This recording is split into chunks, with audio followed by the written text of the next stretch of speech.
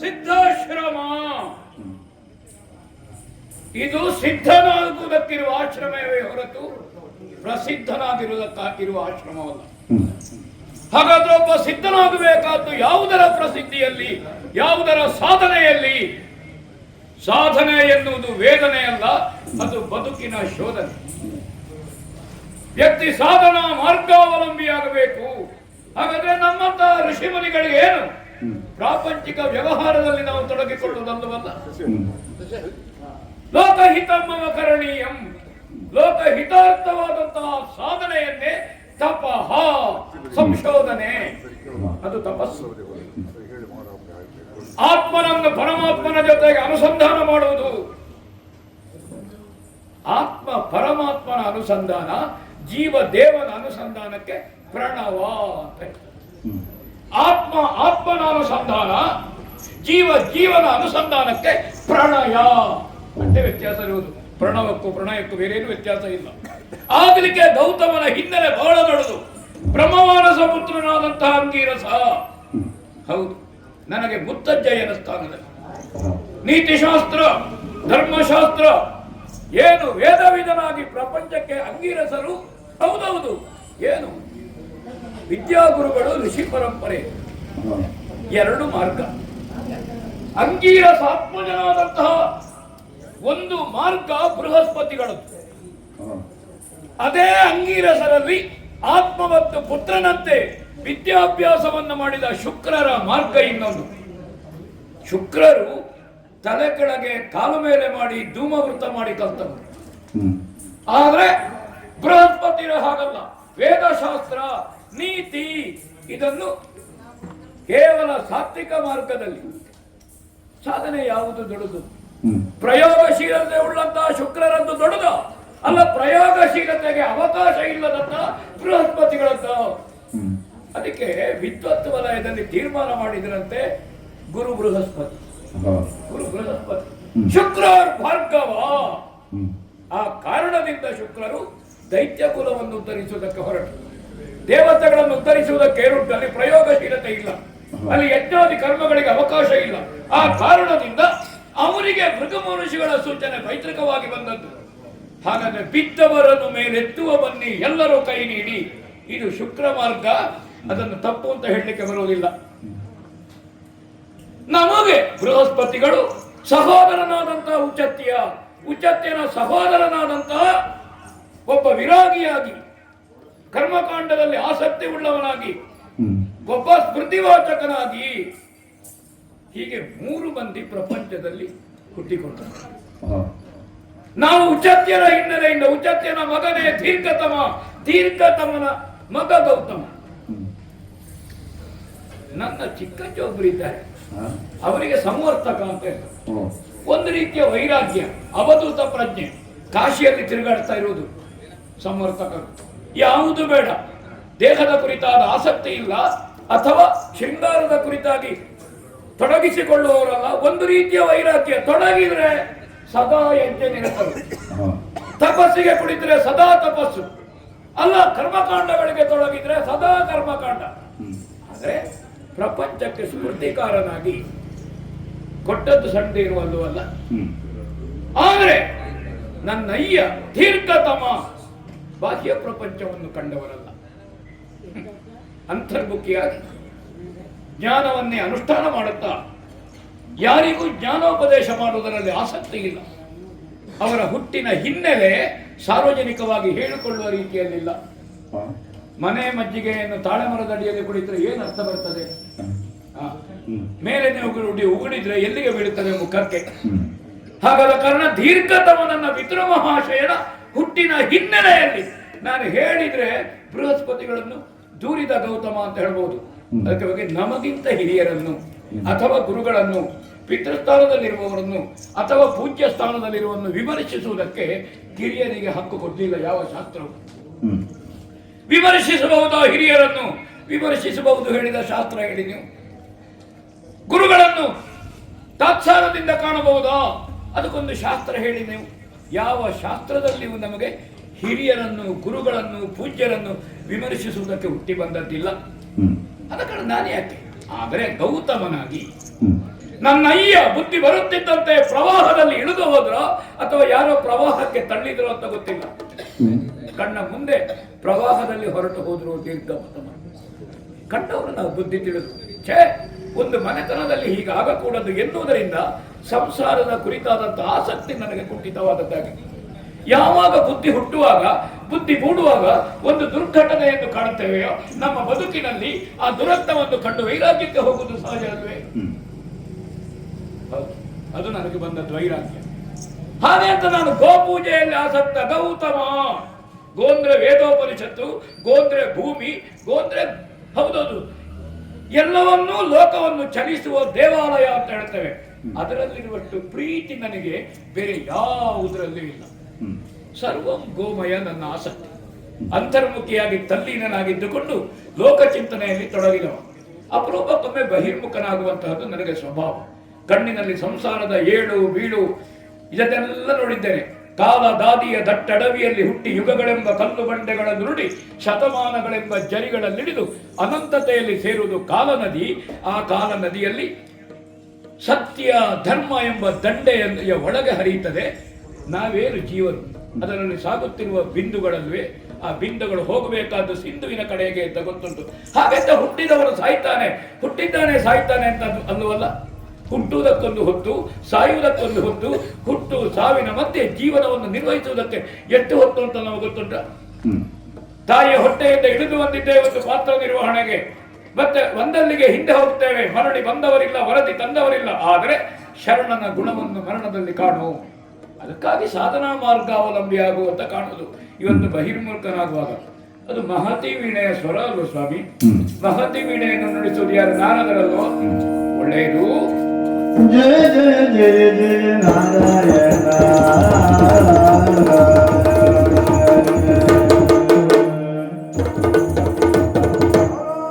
ಕಾಣುತ್ತಿರೋ ಗೊಂಡನೆದ್ದು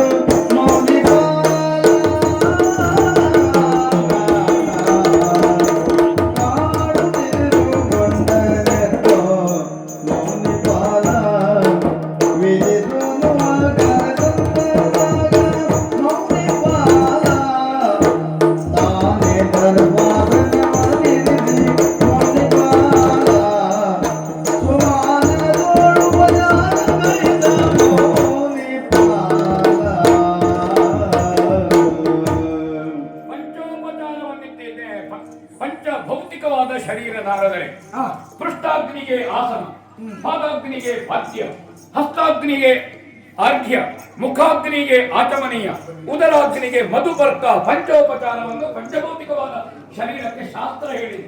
ಮತ್ತೆ ಷೋಡಶೋಪಚಾರದ ಉಂಟು. ನೀವು ನಿಂತರೆ ಅಂದ್ರೆ ನೀವು ನಿಲ್ಲುವುದಿಲ್ಲ, ಅವಕಾಶ ನಾನು ಷೋಡಶೋಪಚಾರ ತಯಾರು ಮಾಡ್ಲಿಕ್ಕೆ ಹೇಳಲಿಲ್ಲ. ತಯಾರು ಮಾಡ್ಲಿಕ್ಕೆ ಜನವೂ ಇಲ್ಲ ಇಲ್ಲಿ. ಹೇಳಿದ್ರೆ ನಾನು ತರುವಾಗ ನೀವು ಇಲ್ಲದೆ ಇದ್ರೆ ಪಂಚೋಪಚಾರವು ಸೂಕ್ತವೇ ಅಲ್ವಾ? ಅಲ್ವಾ? ಅದರಿಂದ ಆದೀತು. ಅದು ತೂಷ್ಟಿಂ ತಿರಾಚಮ್ಯ. ಯಾರೋ ಹೇಳಿದ್ರಂತೆ ತೂಷ್ಟಿಂ ತಿರಾಚಮ್ಯ ಆಗುವುದು ಹೇಗೆ? ಮಂತ್ರ ಹೇಳದೆ 6 ಸಲ ನೀರು ಕುಡಿ ಅಂತ ತೂಷ್ಟಿಂ. ಹಾಗೆ ಪಂಚೋಪಚಾರ ಅಂದ್ರೆ ನೀವು ಮತ್ತೆ ಉಪಚಾರವನ್ನು ಬಯಸುವವರು. ಹಾಗೆಂತ ಮಾಡದೇ ಇದ್ರೆ ಗೌತಮನಿಗೆ ಇದೆಲ್ಲ ಗೊತ್ತೇ ಇಲ್ವೋ ಹೇಗೆ? ಭಾರಿ ದೊಡ್ಡ ಹಿನ್ನೆಲೆ ಹೇಳ್ತಾನೆ, ಬೃಹಸ್ಪತಿಗಳನ್ನು ಹೇಳ್ತಾನೆ, ಹೌದಾ, ಉಚ್ಚತ್ಯನನ್ನು ಹೇಳ್ತಾನೆ, ದೀರ್ಘತಮನನ್ನು ಹೇಳ್ತಾನೆ.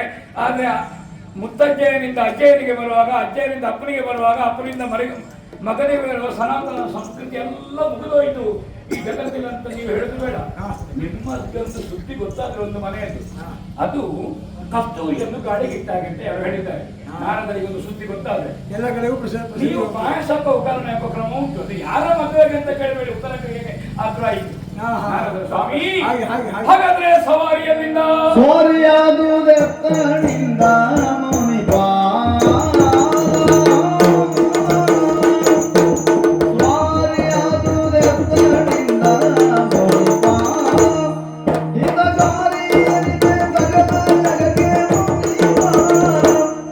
ಹಿತ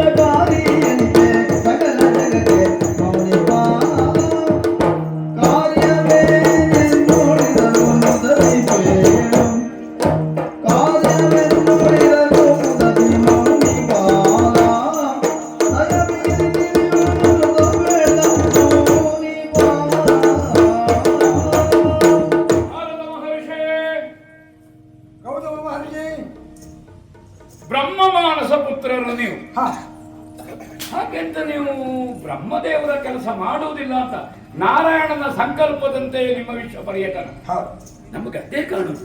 ಏನು ಬ್ರಹ್ಮದೇವರ ಮಗ ನಾರಾಯಣ ದೇವರ ಕೆಲಸ ಮಾಡೋದು ತಪ್ಪು ಅಂತ ಹೇಳಿದ್ದಲ್ಲ, ಹಾ. ಈ ವಿಶೇಷ ನಿಮ್ಮಲ್ಲಿ ಕಾಣುವುದು ಅಂತ. ಹಾ ಹಾ ಹಾ ಹೌದೌದು. ವಿಶೇಷವೇ. ಅಂದ್ರೆ ಒಂದು ಮೂರು ಮೂರ್ತಿಗಳಲ್ಲಿ ಅಭೇದ. ಹಾಗೆ ಅಂತ ನಾವು ಪುರಾಣ ಪ್ರಪಂಚವನ್ನು ನೋಡಿದ್ರೆ ಅವರ ಕರ್ತೃತ್ವದಿಂದ ಬೇರೆ. ಬ್ರಹ್ಮ ಸೃಷ್ಟಿಕರ್ತ, ನಾರಾಯಣನಿಗೆ ಪಾಲನೆ, ಶಿವನಿಗೆ ಲಯ. ಪ್ರಪಂಚದಲ್ಲಿ ಎಲ್ಲರೂ ತಿಳ್ಕೊಂಡಾರೆ ಲಯ ಅಂದ್ರೆ ಕೊಲ್ಲುವುದು ಅಂತಲ್ಲ, ನಿಯಂತ್ರಣ. ಸೃಷ್ಟಿ ಮತ್ತು ಸ್ಥಿತಿಯ ಏಕತಾನತೆ ಮತ್ತು ಸಮತೋಲವನ್ನು ಕಾಯ್ದುಕೊಳ್ಳುವುದು ಲಯ. ಒಬ್ಬ ಒಳ್ಳೆ ಹಾಡುಗಾರ ಇದ್ದಾನೆ, ಆ ಹಾಡಿನ ಸಾಹಿತ್ಯ ಮತ್ತು ತಾಳದ ಗತಿಗಿರುವ ಹೊಂದಾಣಿಕೆಯನ್ನೇ ಲಯ ಅಂತ ಹೇಳುದು. ಸರ್ವದ ಅದು ಲಯವೇ ಅಲ್ವಾ? ಲಯವೇ ಸ್ವಾಮಿ. ನಾರಂಧದಾತಿ, ಜ್ಞಾನವನ್ನು ವಿತರಿಸುವ ಹೇಳುವುದಕ್ಕುಂಟು. ಹಾಗೆ ಜ್ಞಾನ ಇದ್ದವರಿಗೆ ವಿತರಿಸಲಿಕ್ಕೆ ಅಂತ ಉಂಟು ಇಲ್ಲ. ಹಾಗಾದ್ರೆ ಅವನ ಅಂತರಂಗದಲ್ಲಿ ಮನಸ್ಸಿನಲ್ಲಿ ಹುದುಕಿರುವ ಜ್ಞಾನವನ್ನು ಪಡೆದು ಎಬ್ಬಿಸುವ ಅದು ನೀವು ಬಂದ್ರೆ ಕಾಳಗವೇ ಆಗುವುದು. ಆಮೇಲೆ ಕಲ್ಯಾಣ. ಹಾಗೆ ಆರಂಭದಲ್ಲಿ ಹಾಗೆ ನಾರದರು ಬಂದ್ರು ಒಂದು ಕಾಳಗ ಉಂಟು ಅಂತ ಲೆಕ್ಕವೇ. ಆಮೇಲೆ ಕಲ್ಯಾಣ ಅವರು ಕೊನೆಗೆ ಮಂಗಲ ಮಧ್ಯದಲ್ಲಿ ಸೋಪಾನ ಹೇಳುವುದೇ ಕಲ್ಯಾಣ ಉಂಟೆ. ಹೌದಾ? ಆರಂಭ ಮಾತ್ರ ಹೀಗಾಗ್ತದೆ ಅಂತ. ಈಗ ತಪಸ್ಸಿಗೆ ನಿರತನಾದಂತಹ ಈ ಬ್ರಹ್ಮಚಾರಿಯ ಆಶ್ರಮಕ್ಕೆ ನಾರು ಬಂದದ್ದು ಎಂತ ಕಾಳಗ ಮಾಡ್ಲಿಕ್ಕೆ. ಹಾಗೆಂತ ಬಂದದ್ದು ಯಾಕೆ ಅಂತ ಹೇಳೋದಲ್ಲ, ಸುಮ್ಮನೆ ನೀವು ಏನು ಕೆಲಸ ಇಲ್ಲದಿದ್ದಕ್ಕೆ ಬರುವವರಲ್ಲ. ಒಂದು ದೇವರ ಸಂದೇಶವನ್ನು ಹೊತ್ತು ಬರುವುದು. ಇಲ್ಲದಿದ್ದರೆ ಕೆಲಸ ಇಲ್ಲದವನನ್ನು ಕೆಲಸದಲ್ಲಿ ತೊಡಗಿಸಿಕೆ ನೀವು ಬರುವುದು. ನಾರದ ಮನುಷ್ಯ ಏನು ಹೊರಟು ಬಂದಿದ್ದೀರಿ ಆದ್ರೆ ನೀವು ಏನು ಬಂದಿದ್ದೀರಿ ಹೋಗ್ಬೇಕು ಬಿಡ್ತಲ್ಲ. ನಾನು ಒತ್ತಾಯ ಮಾಡಿದ್ದೇನೆ, ನೀವು ಹೋಗಲ್ಲ. ಒಳ್ಳೆ ಗಟ್ಟಿಯಾದಂತಹ ಮಾತನ್ನ ಆಡಿದ್ದೀನಿ. ನನ್ನದು ಮತ್ತೆ ಕೆಲವರದು ಗಟ್ಟಿಯಾದರೆ ರೊಟ್ಟಿ, ತೆಳ್ಳವಾದ್ರೆ ಯಾಕೆಂದ್ರೆ ನಾನು ಎಲ್ಲಿಯಾದ್ರೂ ಹಾಗೆ ಮಾತಾಡದಿದ್ರೆ ನನ್ನ ತಂದೆಯವರು ದೀರ್ಘತಮ. ಹೌದಾ? ನನ್ನ ಅಜ್ಜಯ್ಯ ಉಚತ್ತಿನ ಅಪ್ಪ ಅಂಗಿರಸ, ಅಲ್ಲಿಂದ ಬ್ರಹ್ಮದೇವರು ಅದರ ಹಿನ್ನೆಲೆ. ಹೌದಾ? ನನ್ನ ದೊಡ್ಡ ಅಜ್ಜ ಬೃಹಸ್ಪತಿ, ನನ್ನ ಸಣ್ಣ ಅಜ್ಜ ಸ್ಮೃತಿಕಾರಕ ಸಂವರ್ತಕ. ಅವಾಗ ನಾನು ಇಷ್ಟಾದ್ರೂ ಮಾತಾಡಬೇಡ. ಅದಕ್ಕೆ ಗಟ್ಟಿಯನ್ನು ಹೇಳುವುದರಲ್ಲಿ ಅರ್ಥ ಉಂಟು. ಯಾಕೆಂದ್ರೆ ಆರಂಭದಲ್ಲಿ ನಾರಂಧದಾತಿ ಜ್ಞಾನವನ್ನು ಕೊಡುವ, ಇಲ್ಲದಿದ್ದರೆ ಕೊಟ್ಟ. ಇನ್ನೊಂದು ಜ್ಞಾನವನ್ನು ಇದ್ದವನಲ್ಲಿ ಪಡೆದೆ. ಕೆಲವರಿಗೆ ಜ್ಞಾನ ಉಂಟು ಅಂತಲೇ ಗೊತ್ತಿಲ್ಲ. ಅದಕ್ಕೆ ನಾನು ಹೇಳುದು ಗಟ್ಟಿಯಾದ ಮಾತು ಸ್ವಸ್ವರೂಪ ಜ್ಞಾನ ವಿಹೀನತ. ಅದಕ್ಕೆ ಎಚ್ಚರಿಸಲು ನಿನ್ನಲ್ಲಿ ಉಂಟು. ಹೌದು, ಇಲ್ಲದಿದ್ರೆ ಕೊಡ್ತೇನೆ, ಇದ್ರೆ ನೀವು ಕೊಟ್ಟೋಗುದಿಲ್ಲ. ನಿಮಗೆ ಯಾಕೆ? ಎಲ್ಲಿಯಾದ್ರೂ ಆ ಜ್ಞಾನ ಮರ್ಯಾದೆಯಾಗಿ ನಿಂತರೆ ಅದನ್ನು ಎಪ್ಪಿಸುವುದು. ಕನ್ನಡಿಯನ್ನು ಕಂಕುಳದಲ್ಲಿಟ್ಟವನಿಗೆ ಮುಖ ನೋಡ್ಲಿಕ್ಕೆ ಆಗ್ತದ? ಅಥವಾ ಕನ್ನಡಿಯಲ್ಲಿ ಧೂಳು ಮುಸುಕಿದ್ರೆ ಮುಖ ನೋಡ್ಲಿಕ್ಕೆ ಆಗ್ತದ? ಅಂದ್ರೆ ನೀವು ಧೂಳೆರಿಸಲಿಕ್ಕೆ ಹೌದೌದು. ಕಂಕುಳಲ್ಲಿರುವ ಕನ್ನಡಿಯನ್ನು ತೆಗೆದು ನೋಡು ಅಂತ ಹೇಳಿಕ್ಕೆ ನೀವು ಬರುವುದು. ಅದಕ್ಕೆ ಅಲ್ವಾ? ಹಾಗಾಗಿ ಅದಕ್ಕೆ ಆದರ್ಶ ಅಂತ ಹೇಳಿದ್ರು.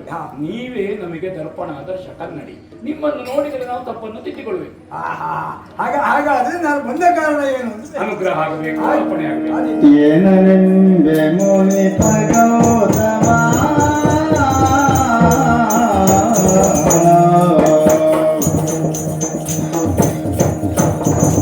ಏನನೆಂಬೆ ಮುನಿ ಭಗವತಮ ನನಗೆ ಗಾಂಧಿಹೀನವಾಗಿ ತೋರ್ಪುದಾಶ್ರಮ, ನನಗೆ ಗಾಂಧಿಹೀನವಾಗಿ ತೋರ್ಪುದಾಶ್ರಮ, ನನಗೆ ಗಾಂಧಿಹೀನವಾಗಿ ತೋರ್ಪುದಾಶ್ರಮ. ಧ್ಯಾನ ಯೋಗ ಸಾಧನ ನಿಧಾನದಂತೆ ನಿರತವ, ಧ್ಯಾನ ಯೋಗ ಸಾಧನ ನಿಧಾನದಂತೆ ನಿರತವ, ಪೂರ್ಣಗೊಳಿದ ಸನ್ನಾಹಗಳಿಗೇನು ಪಾಯ ಕಾಣಿರಯ್ಯ, ಪೂರ್ಣಗೊಳಿದ ಸನ್ನಾಹಗಳಿಗೇನು ಪಾಯ ಕಾಣಿರಯ್ಯ.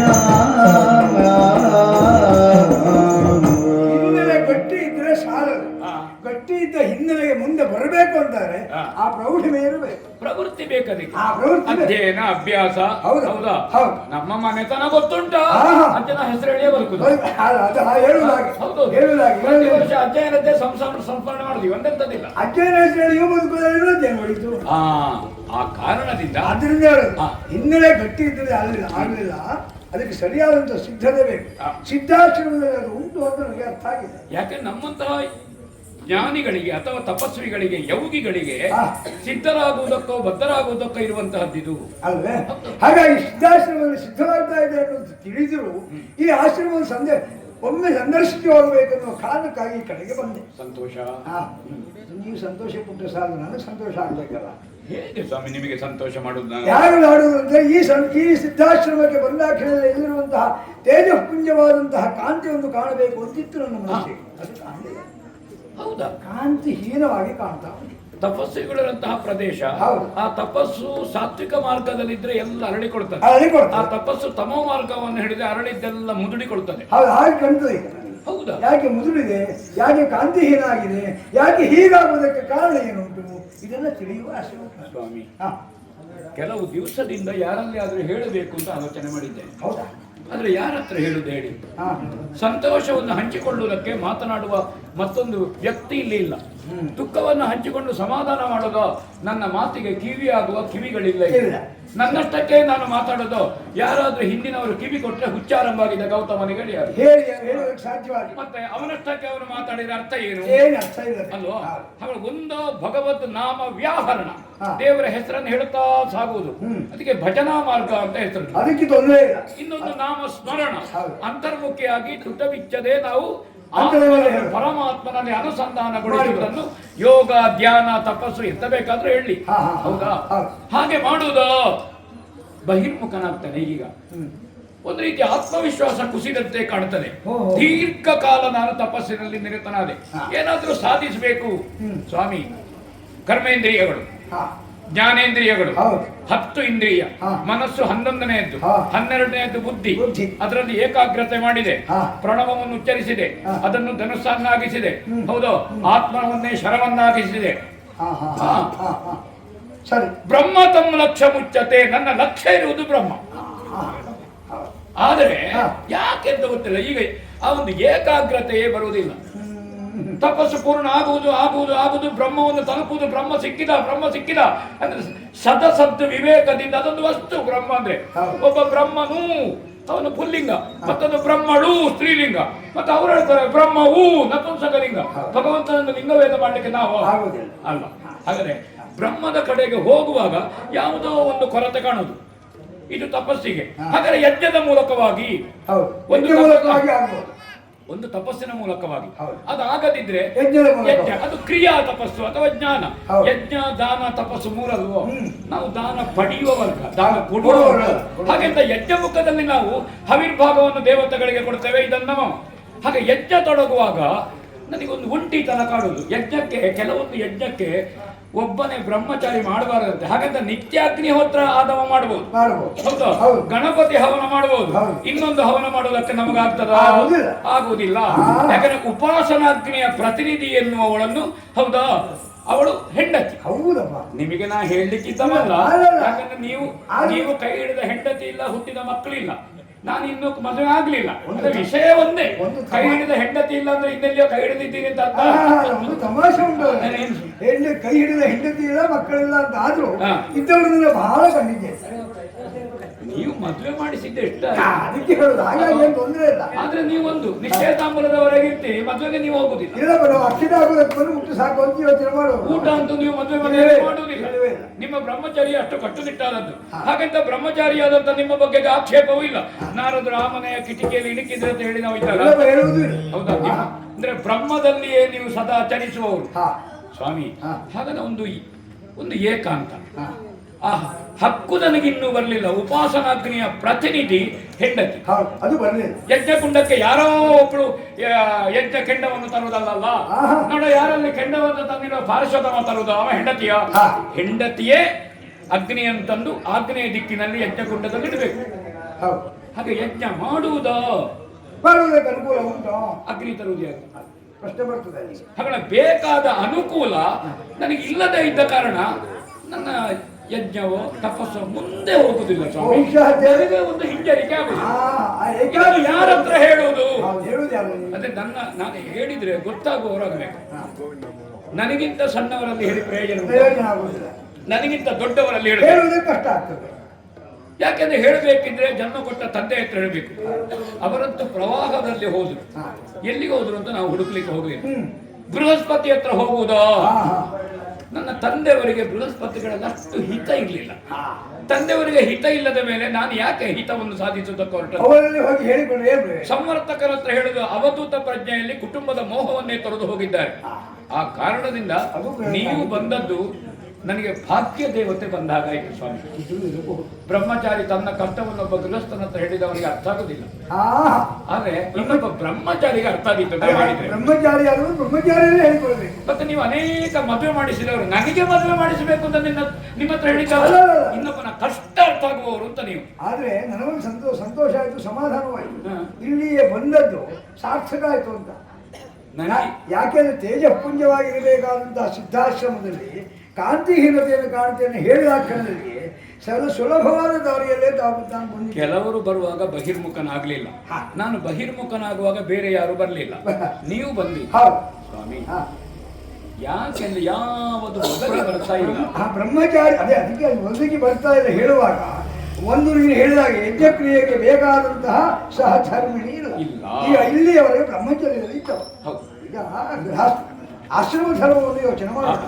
ಆಶ್ರಮ ಧರ್ಮವನ್ನು ಯೋಚನೆ ಮಾಡುವಾಗ ಬ್ರಹ್ಮಚರ್ಯವನ್ನು ಬಿಟ್ಟ ಮೇಲೆ ಗೃಹಸ್ಥನಾಗಬೇಕು. ಈಗ ಇಲ್ಲಿ ಉಪಚಾರದ ಕ್ರಮಗಳನ್ನೆಲ್ಲ ಕಂಡಾಗ ಕಾಂತಿಹೀನತೆಗೆ, ನಿನ್ನ ಚಿತ್ತ ಚಾಂಚಲ್ಯಕ್ಕೆ ಅಥವಾ ಆಗದೆ ಇರುವುದಕ್ಕೆ ಆ ಗೃಹಸ್ಥಾಶ್ರಮ ಧರ್ಮವನ್ನು ಉಂಟು ಅಂತ ಆಲೋಚನೆ ಮಾಡಬೇಕಾಗಿತ್ತು. ಗೃಹಸ್ಥಾಶ್ರಮ ಧರ್ಮ ನನಗೆ ಉಂಟು ಅನ್ನಿಸುವುದಿಲ್ಲ. ಮದುವೆ ಮಾಡಿಸಬೇಕಾದ ನಾನೇ ಹೆಣ್ಣು ಹೆತ್ತವರ ಮನೆ ಬಾಗಿಲಿಗೆ ಹೋಗ್ಲಿಕ್ಕೆ ಆಗ್ತದ? ಹೇಗೆ ನಿಮ್ಮ ಮಗಳಿಗೆ ಪ್ರಾಯ ಬಂದಿದೆ ಅಂತ ಕೇಳಿದ್ರೆ ಮುಖ ಮುಸುಳಾಗ್ಲಿಕ್ಕಿಲ್ವಾ? ಆದ್ರೆ ಆಯ್ತು ಅಂತ ಆದ್ರೆ ಈ ಜಿತ್ತಚಾಂಚಲ್ಯತೆ ದೂರ ಆಗ್ತದೆ, ಆಗಬೇಕು ಅಂತ ನಾನು ಗ್ರಹಿಸ್ತೇನೆ. ನನ್ನಾಗೆ ಮದುವೆ ಆಗದಿದ್ದವರು ಎಷ್ಟು ಮಂದಿ ಇದ್ದಾರೆ. ಮದುವೆ ಆಗದೇ ಇದ್ದವರು ಹೆಣ್ಣು ಸಿಗುದಿಲ್ಲ ಹೇಳ್ತಾರೆ. ನಾನಾದರೆ ಆದ್ರೆ ನಿನ್ನಂಥವರಿಗೆ ಹೆಣ್ಣು ಸಿಗುವುದಿಲ್ಲ ಬೇಡ, ಹೆಣ್ಣು ಕೊಡುವುದಕ್ಕೆ ಸಿದ್ಧವಾಗಿರುವಂತಹ ಈ ಗಡ್ಡ ಬಿಟ್ಟವರಿಗೆ ಯಾವುದು ಯಾರು ಕೊಡ್ತಾರೆ? ಆಗಬೇಕು ಎನ್ನುವುದಕ್ಕೆ ನನ್ನದೊಂದು ಪುಷ್ಟೀಕರಣ ಉಂಟು. ಅದಕ್ಕೆ ಹೇಳಿ ಸ್ವಾಮಿ.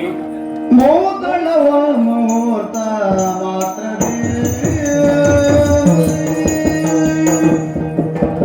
ಮೋದಳವ ಮುಹೂರ್ತ ಮಾತ್ರವೇ, ಚರಿತಿ ಗಗನಿಗಾತನಿ ಹೃದಯ ತ್ವರ್ಯದಿ, ಚರಿತಿ ಗಗನಿಗಾತನಿ ಹೃದಯ ತ್ವರ್ಯದಿ, ಪ್ರೀತಿ ಅರಿತುಕೊಂಡು ಕಮಲ ಜಾತನಾತ್ಮಿಗಳು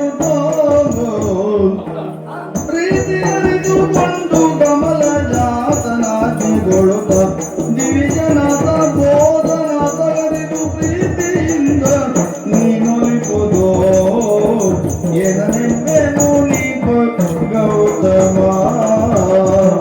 ಮಹರ್ಷಿ, ನನ್ನ ದಾರಿ ಬಹಳ ಸುಲಭ ಆಯಿತು ಅಂತ ಯಾಕೆ ಹೇಳಿದೆ ಗೊತ್ತಾ?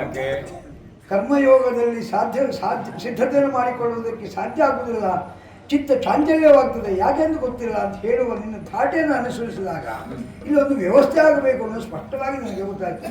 ಆ ವ್ಯವಸ್ಥೆ ಆಗಲಿ ಎನ್ನುವ ಕಾರಣಕ್ಕೆ ಬಂದದ್ದು.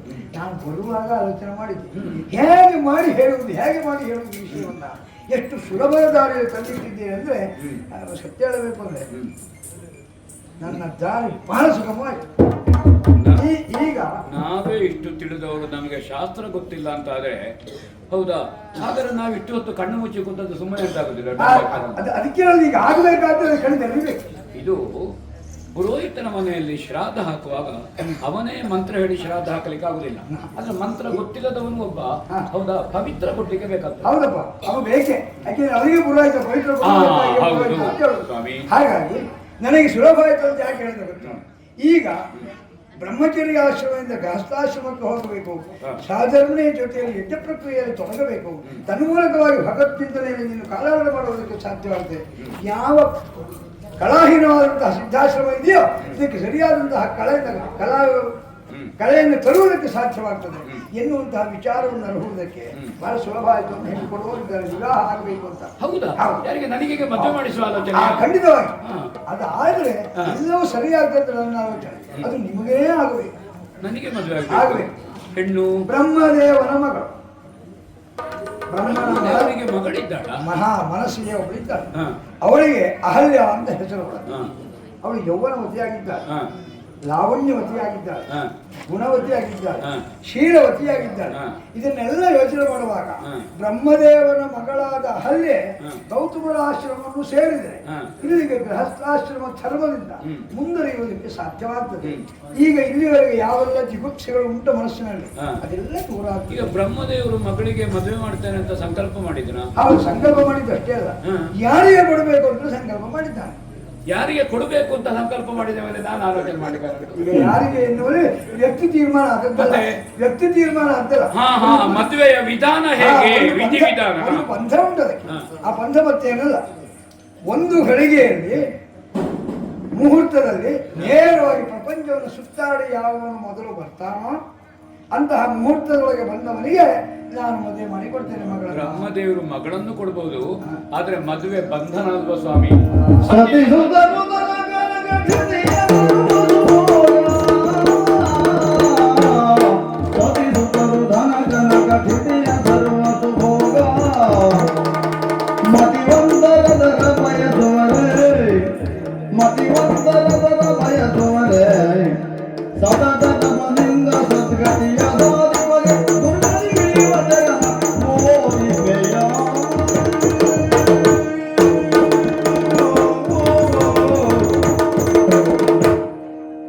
ನಾನು ಒಂದು ಸಮಸ್ಯೆಯಲ್ಲಿದ್ರೆ ನನ್ನನ್ನು ನೀವು ಇನ್ನೊಂದು ಸಮಸ್ಯೆಗೆ ತಳ್ಳುತ್ತಾ ಇದ್ದೀರಿ. ಇಲ್ಲ, ಸಮಸ್ಯೆಯಲ್ಲಿ ಇರುವುದು ಬೇಡ ಅಂದ್ರೆ ಯೋಚನೆ ಮಾಡಿದ್ದು ಏನಂತ? ಪ್ರಪಂಚವನ್ನು ಕಾಣದೇ ಇದ್ದವನು ಗೌತಮ. ಹಾ, ಹಾ, ಹಾ. ಮದುವೆ ಆದ ಮೇಲೆ ಮಕ್ಕಳಾಗ್ತದೆ, ಹೌದು. ಮಕ್ಕಳಾದ ಮೇಲೆ ಅವರಿಗೆ ಮದುವೆ, ಹೌದು. ಮತ್ತೆ ಮೊಮ್ಮಕ್ಕಳು. ಸಂಸಾರ ಎನ್ನುವುದು ಬಂಧನವಲ್ಲವೇ ಹಾ, ಸಂಸಾರ ಬಂಧನ ಅಲ್ವಾ? ಒಂದಕ್ಕೊಂದು ಪೂರಕವಾಗಿ ಹೋಗ್ತದೆ. ಮಳೆಗಾಲಕ್ಕೆ ಬೇಕು ಅಂತ ಉರ್ವಾರುಕವನ್ನು ಹಾ. ಅಂದ್ರೆ ಸೌತೆಕಾಯಿಯನ್ನು ಒಬ್ಬ ಮೇಲೆ ಕಟ್ಟಿದ, ಹಾ. ಹೌದಾ? ಹ್ಮ್. ಆ ಉರ್ವಾರುಕ ಬಂಧನವನ್ನು ಕಡಿದು ಕೆಳಗೆ ಬೀಳುತ್ತಾನೆ. ಆ ಬಂಧನಕ್ಕೆ ಒಳಗಾದ ಕಾರಣ ಅಲ್ವಾ? ಹೌದು.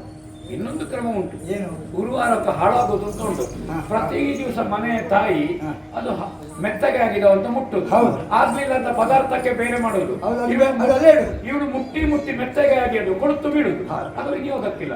ಹಾಗಾದ್ರೆ ಉರುವಾರು ಕಮ್ಮಿವ ಬಂಧನ ಅಂದ್ರೆ ಹಾ. ಒಂದು ಬಂಧನವೂ ಹೌದು, ಇನ್ನೊಂದು ಪ್ರತಿ ದಿವಸ ಮುಟ್ಟುವುದು, ಅದು ಕೊಳುತ್ತು ಬೀಳುದು, ಮತ್ತೆ ಕೊಳುತ್ತದನ್ನೇ ಪದಾರ್ಥ ಮಾಡುದು ಮನೆ. ಹೌದು, ಅದು ಆಯ್ತು ಈಗ. ಪದಾರ್ಥಕ್ಕೆ ಯಾವುದು? ಒಂದು ಸೌತೆಕಾಯಿ ಕೊಳುತ್ತು ಹೋಗಿದೆ, ಇವತ್ತು ಅದರನ್ನು ಹೌದಾ ಹುಡಿ ಮೆಣಸಿನ ಕುತ್ತಲು ಮಾಡುವ ಅಂತ. ಹೌದಾ? ಹುಡಿಯವನ ಹತ್ರ ಮೊದಲೇ ಉಂಟು, ಸರಿಯಾಗಿರುವಾಗ ಮಾಡುವುದಿಲ್ಲ. ಯಾಕೆ ಹೇಳಿದೆ? ಯಾಕ? ಸಂಸಾರದ ಬಂಧನ ಅಂದ್ರೆ ಹಾಗೆ. ಹಾ. ಹೌದಾ? ಹೆಂಡತಿ, ಮಕ್ಕಳು, ಮರಿ ಮಕ್ಕಳು, ಮದುವೆ, ಮುಂಜಿ, ಒಂದಷ್ಟು ಆವಾಗ ಬರುವಂತಹದ್ದು ಆರೋಪಗಳು, ಪ್ರತ್ಯಾರೋಪಗಳು, ಅದು ಒಂದು ರೀತಿಯ ಮಾನಸಿಕವಾದಂತಹ ಯುದ್ಧ ಸ್ವಾಮಿ.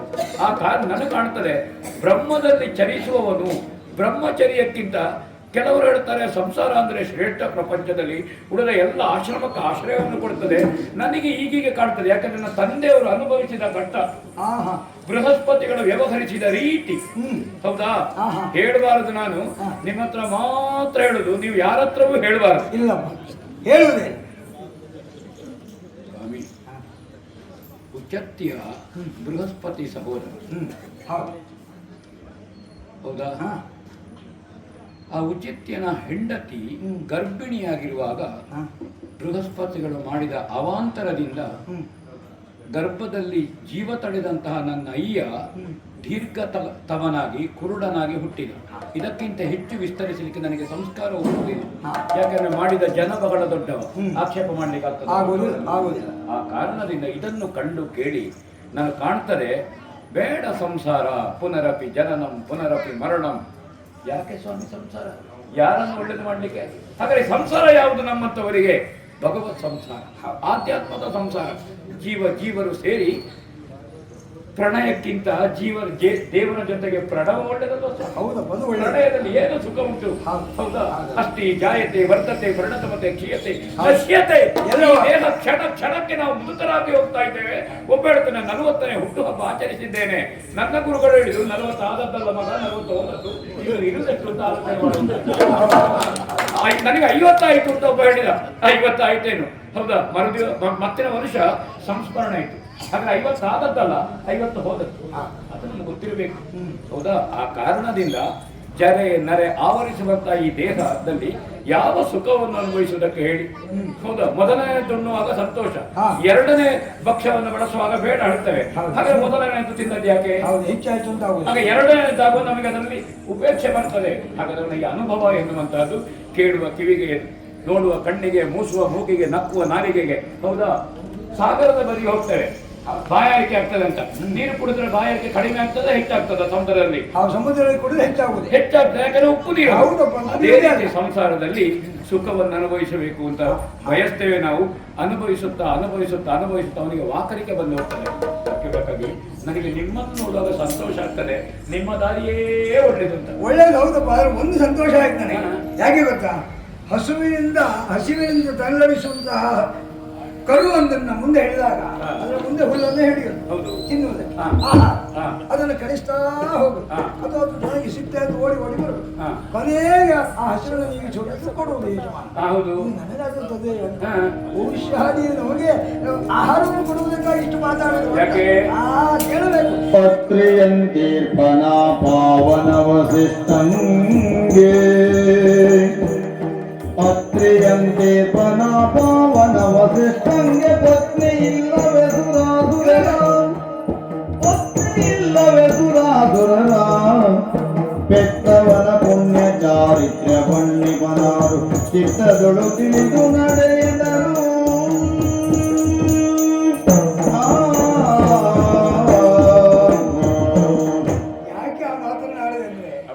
ನನಗೆ ಆದದ್ದು ಹಸುವೆ.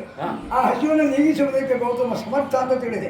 ಹಾಗಾಗಿ ನಿಮ್ಮಂಥವರ ಎದುರಿಗೆ ಬಂದು ಮಾತಾಡುವಂತಹ ಯೋಗವನ್ನು ಸಿಗ್ತಲ್ಲ ನನಗೆ. ಅದಕ್ಕೆ ನಾನು ಹೇಳಿದ್ದು ಆ ಮಾತನ್ನು. ಹಾಗಾದ್ರೆ ಹುಲ್ಲನ್ನು ಹಿಡಿದು ಬಂದ ಹಾಗೆ ನೀವು ಯಾಕೆ ಮಾಡಿದ್ದು ಅಂತ ಹೇಳಿದೆ ಅಂದ್ರೆ, ಮದುವೆ ಎನ್ನುವ ಬಂಧನಕ್ಕೆ ಬಿದ್ದರೆ ಸಂಸಾರದಲ್ಲಿ ಬಿದ್ದಾಗ ಬಂಧನದಲ್ಲಿ ಸಿಲುಕಿದು ಅದು ಬೇಡ ಅಂತ. ಅದು ಕೆಸರಿನಲ್ಲಿ ಕಾಲು ಹಾಕಿದಾಗ ಒಬ್ಬ ಕೆಸರಿಗೆ ಬಿದ್ದನಂತೆ. ಏಳಬೇಕು ಅಂತ ಮತ್ತೊಂದು ಕಾಲನ್ನು ಆಧರಿಸಿದ್ದಕ್ಕೆ ಎತ್ತಿ ಕೆಳಗಿಟ್ಟ.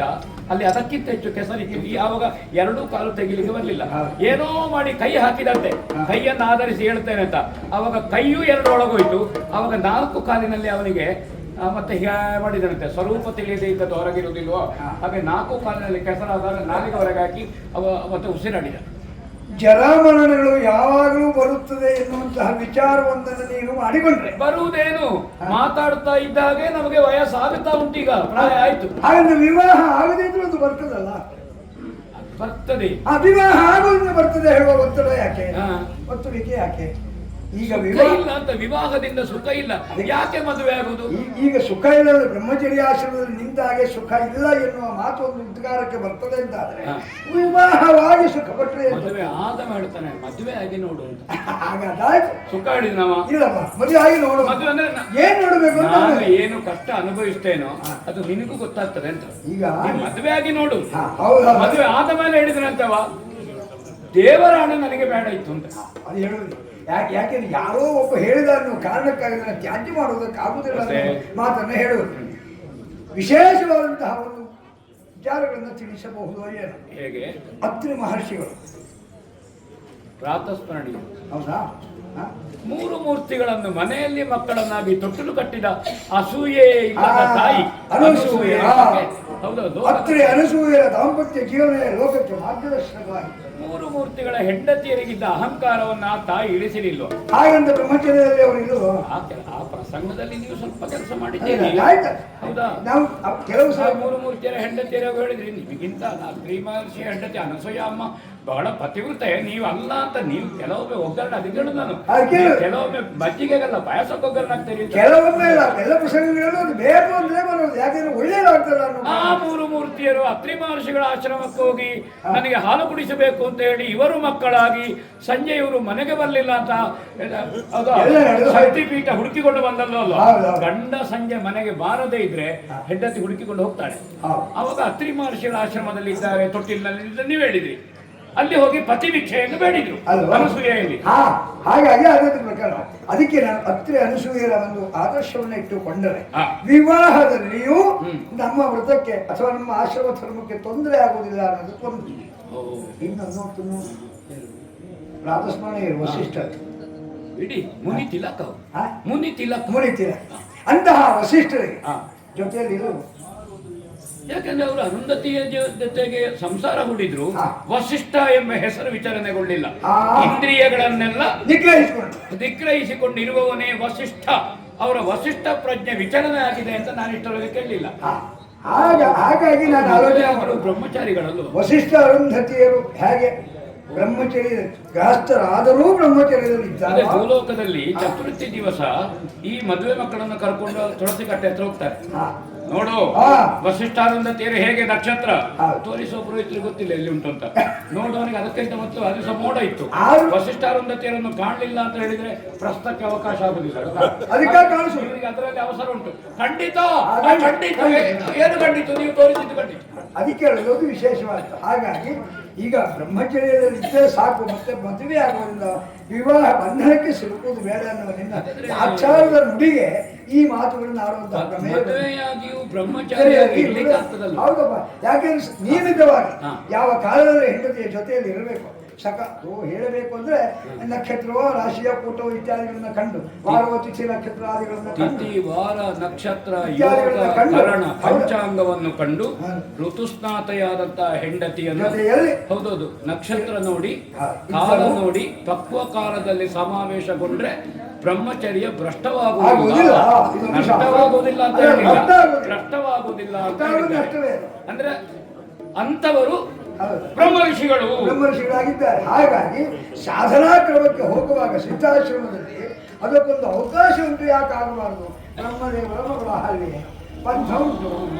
ಈಗ ಅಹಲ್ಯ ಬುದ್ಧಿಗೆ ಆದೀತು ನಮಗೆ ಈ ಯಜ್ಞ ಯಾಗ ಅನುಮಾನವೇ ಇಲ್ಲ. ಯಾಕೆಂದ್ರೆ ಋಷಿ ಆಶ್ರಮವನ್ನು ಸೇರಬೇಕಾದಂತೆ ಅವನು ಬ್ರಹ್ಮ ಋಷಿ. ಹಾಗಾಗಿ ಅವನ ಮಗಳು ಇಲ್ಲಿಗೆ ಬಂದು ಸೇರಿಕೊಂಡ್ರೆ ಎಲ್ಲ ದೃಷ್ಟಿಯಿಂದಲೂ ಹೊಂದಾಣಿಕೆಯಾಗಿ ದಾಂಪತ್ಯವನ್ನು ಚೆನ್ನಾಗಿ ನಡೆಯುತ್ತದೆ. ಸರಿ ನುಡಿದ ಸರಿ ನುಡಿಗೆ ಸರಿ ನುಡಿಗೆ ಸರಿ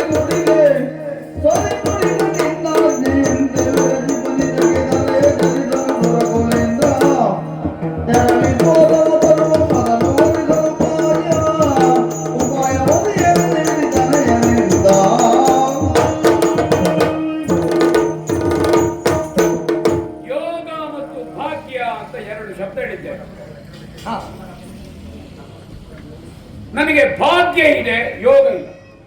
ನೀವು ಹಾಗಾಗ್ತದೆ. ಯೋಗ ಇದ್ದವರಿಗೆ ಭಾಗ್ಯ ಇರುವುದು ನನಗಾಗುದಿಲ್ಲ. ನೀವು ಭಾಗ್ಯವನ್ನು ತೋರಿಸಿರಿ, ಆದ್ರೆ ಯೋಗ ಇಲ್ಲ. ಯಾಕೆ? ಅದಕ್ಕೊಂದು ಪಣ ಉಂಟಲ್ಲ. ಮುಹೂರ್ತ ಕಾಲದಲ್ಲಿ ಪ್ರಪಂಚವನ್ನು ಸುತ್ತಿ ಬಂದವನಿಗೆ ಮಗಳನ್ನು ಕೊಡ್ತೇನೆ. ಹೌದು, ಅವರ ನಿಬಂಧನೆ. ಹೌದಾ? ಈಗ ಒಬ್ಬ ಹೊರಟಿದ್ದಾನಲ್ವಾ? ಹೌದು, ಈಗಾಗಲೇ ಹೊರಟಿದ್ದಾನೆ. ಅವ ಈಗಾಗಲೇ ತಾನು ತಿರುಗಾಡಿ ಬರ್ತೇನೆ ಅಂತ ಹೇಳಿ ಮುಂದಾಗಿ ಹೋಗಿದ್ದಾನೆ. ಅವನ ಹತ್ರದ್ದು ದಿವ್ಯ ವಾಹನ ಇದೆ. ಐರಾವತವನ್ನೇರಿ ಹತ್ತಿರ ಮುಗಿತದೆ ಅಲ್ವಾ? ನಾನು ಹಾರ್ಲಿಕ್ಕೆ ಹಕ್ಕಿ ಅಲ್ಲ, ಎಲ್ಲ ಮಾಡ್ಲಿಕ್ಕಿಲ್ಲ. ಸಂಕಲ್ಪ ಮಾತ್ರ ಹೋಗುವಂತಹ ಶಕ್ತಿ ನನಗಿಲ್ಲ, ಬರಲಿಲ್ಲ, ಅದಿಲ್ಲ. ಹಾಗೆ ಹೋಗ್ಲಿಕ್ಕೆ ನಾನೇನು ಭೃಗುವ? ನಿಮ್ಮ ಹಾಗೆ ಹೋಗ್ಲಿಕ್ಕೂ ನನಗಲ್ಲ. ನೀವಾದ್ರೆ ನಾರಾಯಣನ ಅನುಗ್ರಹ ಉಂಟು. ನಾನು ನಡ್ಕೊಂಡು ಪ್ರಪಂಚ ಪರ್ಯಟನೆ ಮಾಡುವಾಗ ನಾನು ಮುದುಕನಾದೇನು, ಅಹಲ್ಯವು ಮುದುಕಿ ಆಗ್ತಾರೆ. ಮತ್ತೆ ಮದುವೆಯಲ್ಲಿ ಅವರ ಮುದುಕನ ಮದುವೆ ಅಂತ ಅದಕ್ಕೆ ಎಷ್ಟು ವಿಚಿತ್ರ ಉಂಟು ಹೇಳುದು. ನಾನು ಹೌದಪ್ಪ, ಹೇಗೆ ನಾನು ಹೋಗುದು? ಈಗ ಒಂದೊಂದು ಮಾತನಾಡುವಾಗಲೂ ನನ್ನ ಮಿತ್ರರನ್ನು ಬಹಳ ಅರ್ಥ ಮಾಡುದು, ಬಹಳ ಅರ್ಥ. ನಾನು ಹೇಗೆ ಹೋಗುದು ಹೇಳಿದ್ದಾನೆ. ಈಗ ನನ್ನನ್ನು ನೋಡಿದರೆ ಬ್ರಹ್ಮದೇವರು ಪಣವನ್ನು ಹಿಂದೆ ಕೊಳ್ಳಿಕ್ಕೆ ಉಂಟಾ? ಇಲ್ಲ. ಈಗ ಇಂದ್ರ ಹೊರಟಿದ್ದಾನೆ, ಈಗಾಗಲೇ ಹೊರಟು ಹೋಗಿದ್ದಾನೆ, ಐರಾವತವನ್ನೇರಿ ಹೊರಟಿದ್ದಾನೆ. ಕಾಮಗಮನ ಇಚ್ಛಾಗಮನ ಇಂದ್ರನಿಗುಂಟು, ನನಗುಂಟ ಇಚ್ಛಾಗಮನ, ನನಗುಂಟ ಕಾಮಗಮನ. ನನ್ನ ಹತ್ರ ವಾಹನ ಉಂಟು ಅಥವಾ ನನ್ನ ವಾಹನದಲ್ಲಿ ಹೋಗಿದ್ದಕ್ಕೆ ನಿಮ್ಮ ಹತ್ರ ವಾಹನ ಉಂಟು? ಯಾವುದು? ಹಾಗಾಗಿ ಸುತ್ತಾಡಿ ಬರುವುದು ಹೇಗೆ? ಮಧುಕರು ವೃತ್ತಿ ಮಾಡುವ ಜೇನ ಹುಳು ಮೊದಲು ಒಂದು ಕಚ್ಚಿ ಕೊಡುತ್ತದೆ, ಮತ್ತೊಂದು ಅದರ ಪೃಷ್ಠವನ್ನೇ ಕಚ್ಚಿ ನೇತಾಡೋದಲ್ವಾ, ಇನ್ನೊಂದು ಮತ್ತೊಂದನ್ನು ಕಚ್ಚಿ ನೇತಾಡುದು. ನಾನು ನಿಮ್ಮನ್ನೇ ನೇತಾಡಬೇಕು ಹಿಡ್ಕೊಂಡು ಹಾಗಾಗ್ತದೆ ಅಂತ ಅಲ್ವಾ? ಆಗುದಿಲ್ಲ. ಹೇಗೆ ಹೇಗೆ ಆಗುದಿಲ್ಲ? ನೀವು ವೈದಿಕ ಧರ್ಮವನ್ನು ಜಾಗೃತ ಮಾಡಿಕೊಳ್ಳಬೇಕು ನೀನೀಗ. ಹೌದಾ? ಹೇಗೆ ಕೆಲ ಕಾಲದಿಯು ನಡೆಸಿ ಸಿದ್ಧಿಯ ಗೈದ ಸಫಲದಿಂದಿಲ್ಲಿ ಗೈಯುತ್ತ ತಪವ ಕೆಲ ಕಾಲದಿಯು ನಡೆಸಿ ಸಿದ್ಧಿಯ ಗೈದ ಸಫಲದಿಂದಿಲ್ಲಿ ಗೈಯುತ್ತ ಶೀಘ್ರದಿಯು ವಿಮುಖ ಕಪಿಲೆಯು ನಿರ್ಮಿಸಿ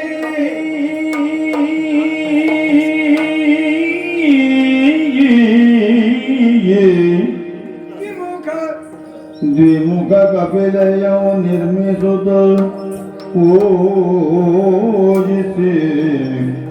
ಪ್ರದಕ್ಷಿಣೆಯ ಬರಲು ಧರೆ ಸಂಚರಿಸುವ ಅಪರಿಮಿತ ಪುಣ್ಯ ಕಿಮ್ಮಡಿಯಹುದೋ ದ್ವಿಮುಖ ಕಪಿಲಯವು ನಿರ್ಮಿಸಿ ಪೂಜಿಸಿ ಪ್ರದಕ್ಷಿಣೆಯ ಬರಲು ಧರೆ ಸಂಚರಿಸುವ ಅಪರಿಮಿತ ಪುಣ್ಯ ಕಿಮ್ಮಡಿಯಹುದೋ ತಪವ ಕೆಲ ಕಾಲದಿಯೋ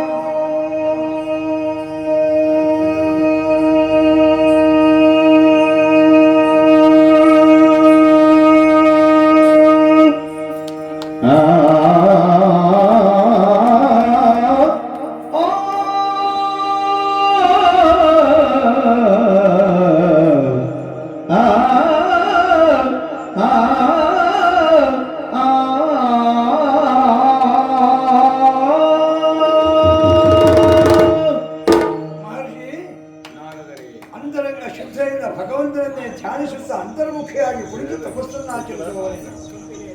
ತಪಸ್ಸಿನ ಪುಣ್ಯ ಪ್ರಭಾವ ಎಷ್ಟುಂಟು ಅಂತ ಯಾರು ಹೇಳುವುದಕ್ಕೆ ಸಾಧ್ಯ ಇಲ್ಲ.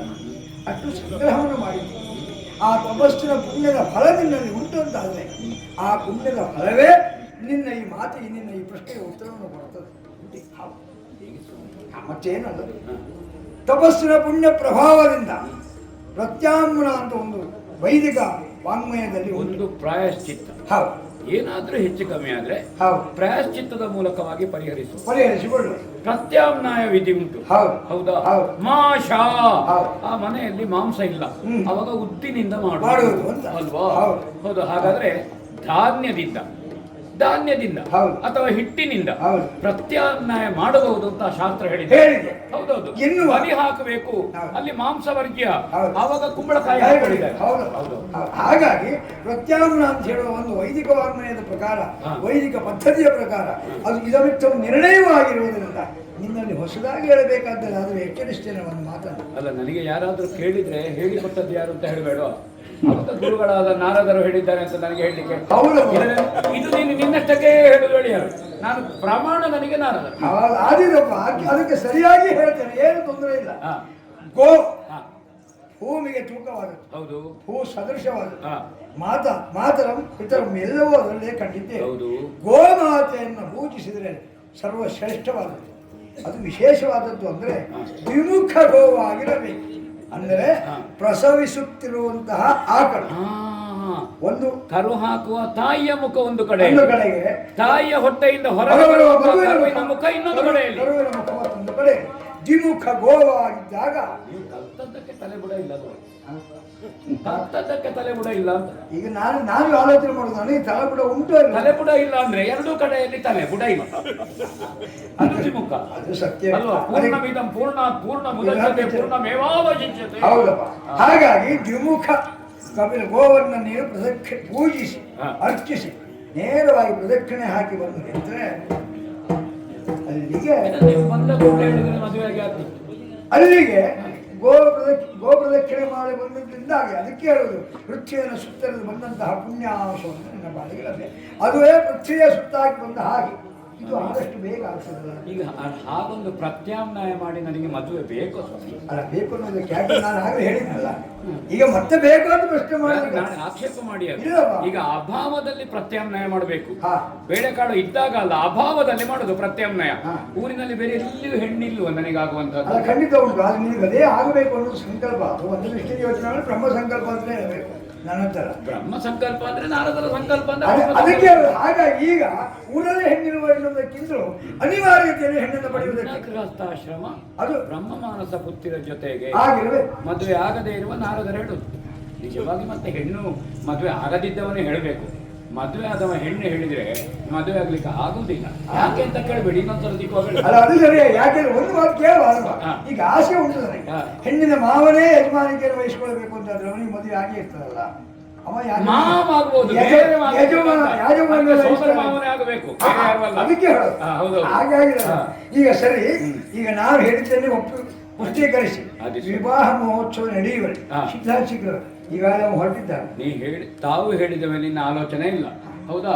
ನಾನು ಹಾಗಾದ್ರೆ ನೇರ ಸತ್ಯಲೋಕಕ್ಕೆ ಹೌದು. ಹೌದಾ? ಅಲ್ಲಿ ಹೋಗಿ ಮುಂದಿನ ವ್ಯವಹಾರ ಆ ಕಲ್ಯಾಣ ಮಹೋತ್ಸವ. ಒಳ್ಳೆಯದು ಒಳ್ಳೆಯದು ಒಳ್ಳೆಯದು.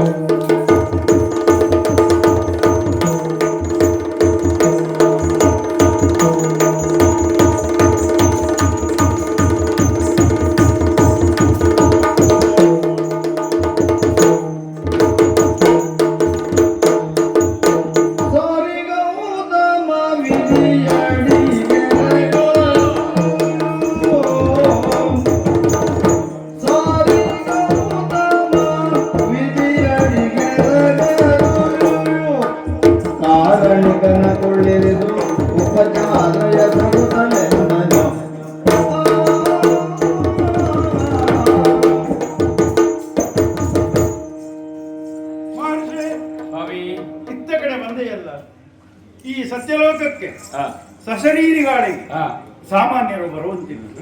ಆದರೆ ಸಾಮಾನ್ಯರು ಬಂದರೆ ಅದು ವಿಶೇಷ. ಇಲ್ಲಿ ನೀನು ಬಂದೆಯಲ್ಲ, ಹೇಗೆ ಇದು ಹೇಗಾಯ್ತು ಅಂತಂದ್ರೆ, ಈ ಸತ್ಯಲೋಕಕ್ಕೂ ನಿನ್ನಂತಹ ಮಹಿಮಾನ್ವಿತನಾದಂತಹ ಕುಲಪತಿಯಾದಂತಹ ಗೋತ್ರ ಪ್ರವರ್ತಕನಾದಂತಹ ಒಬ್ಬನನ್ನ ಸತ್ಕರಿಸುವಂತಹ ಭಾಗ್ಯ ಒದಗಿತಲ್ಲ ಎಂದು ಹೆಮ್ಮೆ ಪಡುವಂತಹ ಗೌರವದ ಖಣಿ ಅಂತಹ ಮಹರ್ಷಿ ಇತ್ತ ಕಡೆ ಬಂದೇ ಇಲ್ಲ.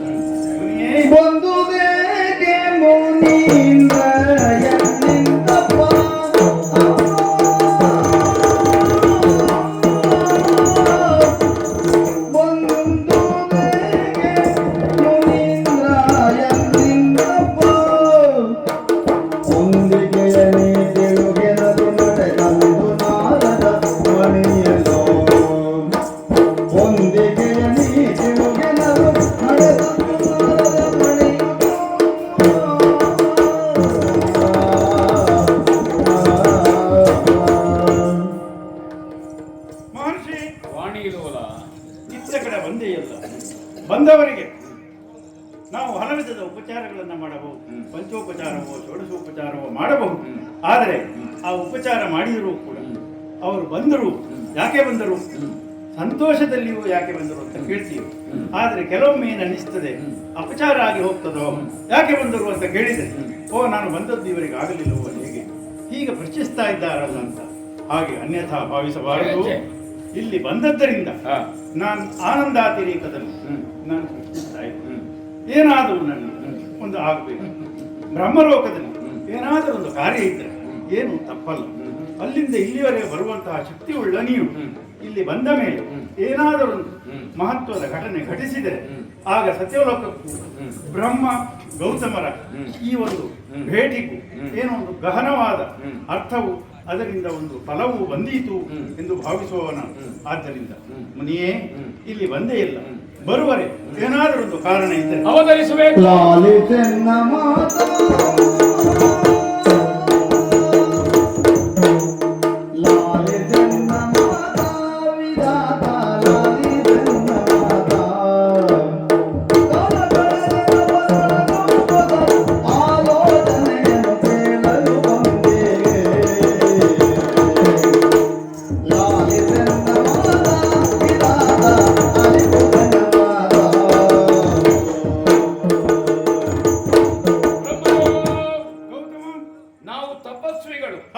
ನಮ್ಮ ತಪೋಪ್ರಭಾವದ ಪುಣ್ಯದ ಫಲದಿಂದ ನಾವು ಸಂಕಲ್ಪದಂತಲೇ ಹೋಗುವ ಸಾಮರ್ಥ್ಯವುಳ್ಳವರು ನಿಜ. ಆ ಕಾರಣದಿಂದ ಹಾಗೆಂತ ನಾವು ಕೆಟ್ಟ ಕೆಲಸಕ್ಕೆ ಹೊರಟ್ರೆ ಆ ಪುಣ್ಯ ಫಲ ಕೊಡ್ತದೆ ಅಂತಲ್ಲ, ಇಲ್ಲವೇ. ನಾವು ಆಧ್ಯಾತ್ಮದಲ್ಲಿ ಕಣ್ಣು ಮುಚ್ಚಿ ಆತ್ಮಸ್ವರೂಪದಿಂದ ಬ್ರಹ್ಮಲೋಕದಲ್ಲಿ ನಿತ್ಯ ವ್ಯವಹರಿಸುವವರು ವಿಹರಿಸುವವರು. ಇವತ್ತು ಸಶರೀರಿಯಾಗಿಯೇ ನಾನು ಬಂದಿದ್ದೇನೆ ಸತ್ಯಲೋಕಕ್ಕೆ. ಒಂದು ಬದುಕಿನಲ್ಲಿ ಕಂಡ್ರೆ ಸತ್ಯವನ್ನು ಕಾಣಬೇಕಂತೆ. ನಿಜ. ಸತ್ಯ ಎಲ್ಲದಕ್ಕಿಂತ ಎತ್ತರದಲ್ಲಿದೆ, ಎಲ್ಲದಕ್ಕಿಂತ ಎತ್ತರದಲ್ಲಿರುವುದೇ ಸತ್ಯ. ಆ ಸತ್ಯದ ದರ್ಶನ ಆಗಬೇಕಾದ್ದು ಮುಖ್ಯ ಮನುಷ್ಯನಿಗೆ. ಸತ್ಯನಿಷ್ಠ ದಶಾಂಗುಲಂ ಅಲ್ವಾ? ಅದು ಮತ್ತೆ ಅದು ವಿಶ್ವ ವಿರಾಟ ಸ್ವರೂಪ, ಅದು ಸತ್ಯಕ್ಕಿಂತ ಮೇಲೆ. ಅದನ್ನೇ ನಾವು ಪರಹ ಬ್ರಹ್ಮ ಅಥವಾ ಪರಂ ಬ್ರಹ್ಮ ಅಂತ ಕರೆದಿದ್ದೇವೆ, ಹೌದಾ? ನಾನು ಸತ್ಯ ದರ್ಶನ ಆಗಬೇಕು ಅಂತ ಒಂದು. ಇನ್ನೊಂದು ಬಂದದ್ದಲ್ಲ, ತಾವು ನನ್ನನ್ನು ಕರೆಯಿಸಿಕೊಂಡು ಎಲ್ಲಿ ಸಿಹಿ ಉಂಟು ಅಲ್ಲ, ಎಲ್ಲಿ ಸಿಹಿ ಉಂಟು ಅಲ್ಲಿಗೆ ಇರುವ ಹೋಗುದು ಅಲ್ವಾ? ಒಬ್ಬ ಕಪ್ಪು ಭೂಲೋಕದಲ್ಲಿ ಕಪ್ಪು ನಡುವುದು ಹೇಗೆ, ಹೌದಾ? ಅದಕ್ಕೆ ನೀರು ಬಿಡುವುದು ಹೇಗೆ, ಹಾ. ಗೊಬ್ಬರ ಹಾಕುವುದು ಯಾವಾಗ, ನೀರು ಕಟ್ಟುವುದು ಯಾವಾಗ ಅಂತ ತೊಡಗಿದ ಕತೆ ಹೇಳಲಿಕ್ಕೆ. ಆವಾಗ ಇವರು ಬಂದ್ರು, ಎಲ್ರಿಗೂ ಒಂದೊಂದು ತುಂಡು ಬೆಲ್ಲ ಕೊಟ್ಟವರು. ಓ, ಅವರು ಬೆಲ್ಲ ತಿಂದು ನೀರು ಕುಡಿಲಿಕ್ಕೆ ಹೋದ್ರು, ಮತ್ತೆ ಬರಲೇ ಇಲ್ಲ. ಯಾಕೆ ಇವ ಕಬ್ಬು ನಡುವಲ್ಲಿಂದ ತೊಡಗಿದ್ದಾರೆ ಬೆಲ್ಲ ಮಾಡುವುದು ಹೇಗೆ ಅಂತ. ಅವರಿಗೆ ಬೇಕಾದ್ದು ಬೆಲ್ಲ, ಕಬ್ಬು ನಡುವ ಕೆಲಸ ಸಿಕ್ಕಿ ಹೋಯ್ತಲ್ಲ ಮತ್ತೆ. ಹಾಗೆ ನಾ ಸತ್ಯಲೋಕಕ್ಕೆ ಬಂದದ್ದು ತಾವು ಬಲಿಸಿದ್ದು. ಹಾ, ಹೌದೌದು. ಯಾವಾಗಲೂ ಭೂಲೋಕದಲ್ಲಿ ಒಂದು ಮನೆಯಲ್ಲಿ ಒಬ್ಬ ಹೆಣ್ಣು ಹೆತ್ಲು ಅಂತ ಅಲ್ಲ, ಹೆರುವುದು ಹೆಣ್ಣೆ, ಹೆತ್ತದ್ದು ಹೆಣ್ಣು, ಹೆಣ್ಣು ಹೆತ್ತದ್ದು ಹೆಣ್ಣನ್ನೇ. ಹಾಗೆ ಹೆತ್ತದ್ದು ಹೆಣ್ಣೊಳಗೆ ಇರಲಿಕ್ಕೆ ಹಾಗೆ ಕಂಡು ಇರ್ತಾಳ. ಹೆತ್ತದ್ದು ಹೆಣ್ಣೆ, ಅದೇ ಹೆಣ್ಣು ಹೆತ್ತದ್ದು ಹೆಣ್ಣು. ಮತ್ತೆ ಹೆಣ್ಣನ್ನು 10 ವರ್ಷ ಆಗುವಾಗ ಆ ಮನೆಗೆ ಬರುವವರ ಸಂಖ್ಯೆ ಹೆಚ್ಚಾಯ್ತಂತೆ. ಯುವಕರು ಏನು ನಮ್ಮ ಮನೆಗೆ ಇಷ್ಟವರೆಗೆ ಯುವಕರು ಬರ್ತಿರ್ಲಿಲ್ಲ, ಈಗ ಯುವಕರು ಬರ್ತಾ ಇದ್ದಾರೆ ಅಂತ ತಿಳಿದ್ರು ಆ ಮನೆಯಲ್ಲಿ. ಆಕರ್ಷಣೆ ಇನ್ನು ನಾನು ಹೇಳುದಿಲ್ಲ ಅಲ್ವಾ. ಲೋಹದ ಕಣ್ಣೆ ಸಣ್ಣದಾದ್ರೆ ಕಾಂತದ ಕಲ್ಲಿನ ಕಡೆಗೆ ಹೋಗ್ತದೆ, ಲೋಹದ ಕಣ್ಣೆ ದೊಡ್ಡದಾದ್ರೆ ಕಾಂತದ ಬರ್ತದೆ. ಸೆಳೆತ ಉಂಟೆ, ಹೌದಾ. ನಾನು ಬ್ರಹ್ಮಚಾರಿಯಾಗಿದ್ದೇನೆ, ಹಾಗೆಯೇ ಇದ್ದೇನೆ. ಬ್ರಹ್ಮಚಾರಿ ಎಷ್ಟು ಸಮಯ ಬ್ರಹ್ಮಚಾರಿಯಾಗಿರುವುದು ಅಂತ ನಾನು ಆಲೋಚನೆ ಮಾಡಿ ಬಂದದ್ದು ಇಲ್ಲಿಗೆ. ಈ ಆಲೋಚನೆ ನಿನಗೆ ಬಂತು ಅಂತಾದ್ರೆ ನಾನು ಯಾರ ಹತ್ರ ಕೇಳುದು ಬ್ರಹ್ಮಚಾರಿಯಾಗಿ ಎಷ್ಟು ಸಮಯ ಇರುವುದು ಅಂತ? ಬ್ರಹ್ಮನಲ್ಲೇ ಕೇಳಬೇಕು. ಹಾಕೊಳ್ಳಿ, ನಮ್ಮ ಹತ್ರವೇ ಕೇಳಬೇಕು. ಬ್ರಹ್ಮಚಾರಿ ಬ್ರಹ್ಮದೇವರು ನೀನು ಬ್ರಹ್ಮಚರ್ಯವನ್ನು ಬಿಡು ಮಗ ಅಂತ ಹೇಳಿದ್ರೆ, ಹಾಗಾದ್ರೆ ನೀವೇ ನನಗೊಂದು ಅನುಗ್ರಹ ಮಾಡಿ ಅಂತ ನಾನು ಪ್ರಾರ್ಥನೆ ಮಾಡಿದ್ರೆ ಅಲ್ವಾ. ಅದು ನಮ್ಮ ಬ್ರಹ್ಮಕುಲದವರು. ನೀವು ಪ್ರಸಾದ ಇರುವ ದೇವಸ್ಥಾನಕ್ಕೆ ಹೋಗ್ಬೇಕು, ಕೆಲವು ದೇವಸ್ಥಾನದಲ್ಲಿ ಪ್ರಸಾದ ಇರುವುದಿಲ್ಲ, ಹೌದಾ. ಇಲ್ಲಿ ಹಾಗಲ್ಲ, ಇಲ್ಲಿ ಪ್ರಸಾದಿಸಲಿಕ್ಕೆ ಪ್ರಸಾದ ಉಂಟು ಅಂತ ಗೊತ್ತಾಯ್ತು. ಹಾಗೆ ನಾನು ಎಷ್ಟು ಸಮಯ ಸ್ವಾಮಿ ಬ್ರಹ್ಮಚಾರಿಯಾಗಿರುವುದು, ಒಂದು ಮದುವೆ ಆಗಬೇಕು ಅಂತ ಕಾಣುತ್ತದೆ. ಮದುವೆ ಆಗುವ ಮಗ ಅಂತ ಹೇಳಿಕ್ಕೆ ನನ್ನ ಅಪ್ಪ ಇಲ್ಲ, ಸೋದರ ಮಾವ ಎಲ್ಲಿದ್ದಾನೆ ಅಂತ ಗೊತ್ತಿಲ್ಲ. ಊರಿನವರ ಮುಂದೆ ಮದುವೆ ಆಗಬೇಕು ಅಂತ ಹೇಳಿಕೊಳ್ಳುವುದು ಶಿಷ್ಟಾಚಾರ, ಕೆಲಸ. ಆದರೆ ಹೀಗೊಂದು ಯೋಚನೆ ನಿನ್ನ ತಲೆಯಲ್ಲಿ ಬರ್ತದೆ. ಯಾಕೆಂದ್ರೆ ನಾನು ನಿತ್ಯ ಯಜ್ಞ ದಾನ ತಪಸ್ಸು, ಹೌದಾ. ತಪಸ್ಸು ಮತ್ತು ಯಜ್ಞ ಒಂದು ನಾಣ್ಯದ 2 ಮುಖ ಇದ್ದ ಹಾಗೆ ಮಾಡುತ್ತಾ ಹೋದಾಗೆ ನನಗೆ ಕೆಲವೊಂದು ಯಜ್ಞಾದಿ ಕರ್ಮಗಳನ್ನು ಮಾಡ್ಲಿಕ್ಕೆ ಆಗುದಿಲ್ಲ, ಅದು ಕೈ ಕೂಡುವವರಿಲ್ಲ. ಈಗ ಮಾತುಂಟಲ್ಲ, ಬ್ರಹ್ಮಚರ್ಯ, ಗಾರ್ಹಸ್ಥ್ಯ, ವಾನಪ್ರಸ್ಥ, ಸನ್ಯಾಸ, ಈ 4 ಆಶ್ರಮಗಳಲ್ಲಿ ಗೃಹಸ್ಥಾಶ್ರಮವೇ ಶ್ರೇಷ್ಠ ಎಂಬುದೇ ಕಾರಣವಾಗಿ ಬಹುಶಃ ನಿನ್ನಲ್ಲಿ ಏನೋ ಒಂದು ಮದುವೆಗೆ ಹೋಗಿದ್ದೆ, ಅಲ್ಲಿ ಮಂತ್ರ ಹೇಳಿದ್ರು, ಇವಳು ಲಕ್ಷ್ಮಿಯು, ಈತನು ನಾರಾಯಣನು, ರೂಢ ಯಶಸ್ಸೋ ನೋಡಿದೆ. ನನಗೆ ಮದುವೆ ಆಗಿಲ್ಲ ಮಂಟಪಕ್ಕೆ ತರುವಾಗ, ಹೌದಾ. ಈತಳು ಉಮಾ ಮಹೇಶ್ವರಿಯು, ಇವನು ಉಮಾ ಮಹೇಶ್ವರನು, ಸಕಲ ಭುವನೇ ರೂಢ ಯಶಸ್ಸೋ, ಶಕ್ತಿಯ ಯುಕ್ತೋ ಯತಿ ಭವತಿ, ವಾಮದಲ್ಲಿ ಹೆಂಡತಿ ದಕ್ಷಿಣದಲ್ಲಿ ಗಂಡ ಹೇಳುವಾಗ ನಾನು ಆಚೆ ಈಚೆ ನೋಡುದು ಹೆಂಡತಿ ಎಂಬಲ್ಲಿಗೆ ಮುನಿಗಳಿಗೆ ಆ ಮದುವೆಗೆ ಹೋದ ಕಾರಣ ನನಗೆ ಪಕ್ಕ ಆಗ ನೆನಪಾಯ್ತು, ಎಲ್ಲಿಗೆ ಹೋಗುದು ಕೇಳಲಿಕ್ಕೆ ಯಾರು ಇಲ್ಲ, ಬ್ರಹ್ಮದೇವರ ಹತ್ರ ಕೇಳುದು. ಹೆಣ್ಣು ಕೇಳುದಿದ್ರೆ ಬ್ರಹ್ಮದೇವರ ಹತ್ರ ಮುನಿಗಳ ಆಶ್ರಮದಲ್ಲಿ ವೃದ್ಧಿಯಾಗ್ತದೆ, ಹೌದು ಎಂಬುದರ ಸೂಚನೆಯೋ ಅಂತ ನಾನು ಕೇಳುದು. ಹೌದಲ್ಲ. ನಿನ್ನೆ 4 ಹನಿ ಮಳೆ ಬಂದಿದೆ, ಅದು ವೃದ್ಧಿಯ ಸೂಚನೆ. ಮಧ್ಯರಾತ್ರಿ, ಅದು ಮಧ್ಯರಾತ್ರಿ ಮಳೆ ಬಂದದ್ದು, ಭೂಮಿ ತಂಪಾಗಿದೆ. ಹೌದು, ಆಗ ಯಾವುದು ಭೂಮಿ ತಂಪಾಗಿ ಕಾಯ್ತಾ ಉಂಟು ಅಂತ ಅದು ರತ್ನಗರ್ಭ ವಸುಂಧರ ಎಂಬ ಹಾಗೆ ಏನೋ ಅಲ್ಲಿಂದ ಬರ್ತದೆ. ಇಲ್ಲಿ ರಕ್ತ ಉಂಟು ಅಂತ ಅರ್ಥ ಅಲ್ವೋ, ಅಷ್ಟು ಮನಸ್ಸಿಗೆ ತೋರ್ತದೆ. ಇಷ್ಟಾಯ್ತು ಅಂತ ಆದ್ರೆ ನೀವು ಒಗಟಿನಲ್ಲಿಯೇ ಇದುವರೆಗೆ ಮಾತಾಡಿದ್ದು, ಈ ಒಗಟನ್ನು ಬಿಡಿಸಿ ಸ್ವಲ್ಪ ಇನ್ನೂ ಸ್ಪಷ್ಟತೆಯನ್ನು ಕೊಡಬಹುದು ಅಂತ ನಾನು ಯೋಚಿಸುವುದು. ಹೌದಾ? ಹೇಗೆ ನೀವೇ ನಿರ್ಣಯ ಮಾಡೋದು, ಯಾರಾದ್ರೂ ಹೇಳಿದ್ರೆ ನಾನಲ್ಲ ಹೇಳುದು, ಮುನಿಗಳ ಬಾಯಿಂದ ಬಂದ್ರೆ ಹೇಗಿರ್ತದೆ. ಹೌದಾ? ಮುನಿಗಳ ಬಾಯಿಂದ ಬೇರೆ ಏನಿಲ್ಲ ಸ್ವಾಮಿ. ಯಾಕೆ ನಾನು ಸುತ್ತು ಬಳಸುದು, ತಮ್ಮ ಮಾನಸ ಪುತ್ರಿಯ ಅಹಲ್ಯ ನಿಜ ಮಕ್ಕಳಿಗೆ ಮದುವೆ ಮಾಡಬೇಕು ಅಂತ ನೀವು ಹೊರಟಿದ್ದೀರಿ ಅಂತ ಸುದ್ದಿ ಬಂದೆ. ಹೌದು. ಹಾಗಾದ್ರೆ ಕಳುಹಿಸ್ಲಿಕ್ಕೆ ಅಪ್ಪ ಇಲ್ಲ. ನಾನು ಆಗಲೇ ಹೇಳಿದೆ, ಸೋದರ ಮಾವ ಯಾರು ಅಂತ ಗೊತ್ತಿಲ್ಲ.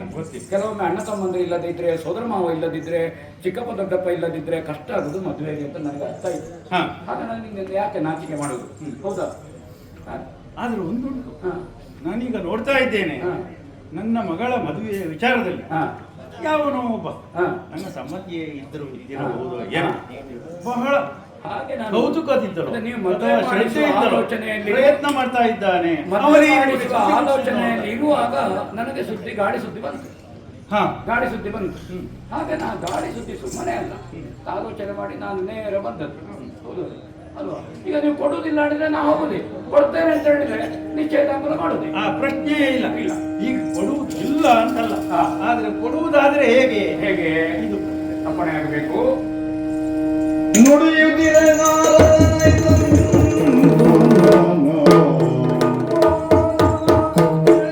ಬಹುದು ಮುನಿಪ ಬೇಡ ಮಾತು ರಾಜ